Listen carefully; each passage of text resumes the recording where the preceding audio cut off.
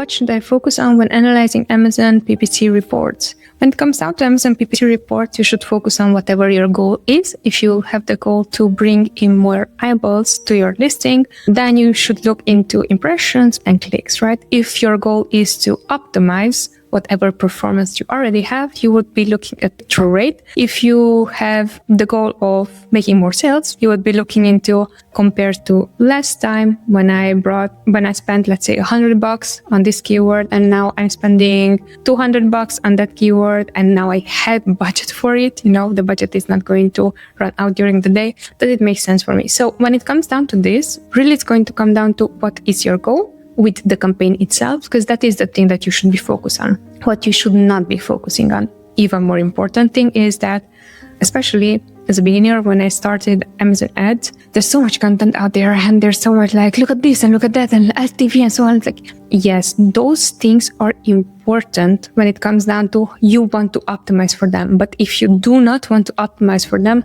all those are going to become shiny objects that you're going to put your attention towards. And that is something that you must be just like blocking out everything, because what is going to happen is that if your goal was, in this case, let's say your goal was to create additional sales, and that goal was not to only profitable create that additional sales, but you want to make sure that, hey, you're also going to stick on the first page of Amazon for specific keywords. Now, if you're going to look into this new hack that is going to bring your ACoS down and so on and so forth, you're just putting two strategies next to each other. The second one might be great, but not right now to focus on. It is usually taking your attention from the main thing that, hey, I want to generate more sales. Right now, I can optimize, but I cannot cut down the bid that much that I'm losing impressions and I'm throttling everything that I built up for.